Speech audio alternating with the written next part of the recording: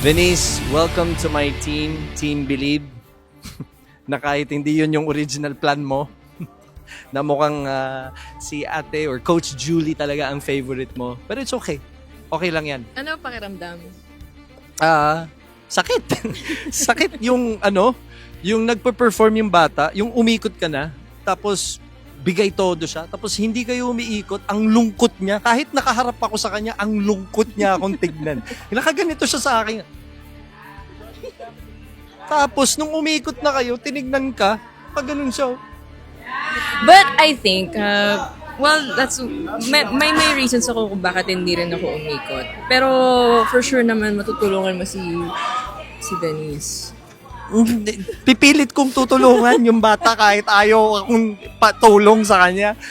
Pipilit ko yung sarili ko sa kanya, katulad ng ginagawa ko sa lahat ng mga batang napipili ako. Pinipilit ko yung sarili ko. So, salamat sa inyo, guys. At least na hindi kayo umikot. Especially ikaw, Julie. Thank you, Coach. Appreciate that. You really take one for the team, huh? She was really good and great song choice. Yun nga lang, yung napansin ko, I don't know kung napansin mo, as ikaw, you're strong singer, is yung parang nakakapos pa rin siya ng slight sa hinga. Yung breathing siguro and yung clarity din ng lyrics. Diction no? Yung lyrics din, yung enunciation niya. Kasi syempre Tagalog dapat kahit Tagalog naiintindihan pa rin. Yan. So yun, kung kaya mo na yung trabahuhin. Tingnan mo, i-record nyo to, i-keep nyo, tapos padala nyo sa akin para ipadala ko yung video sa kanya.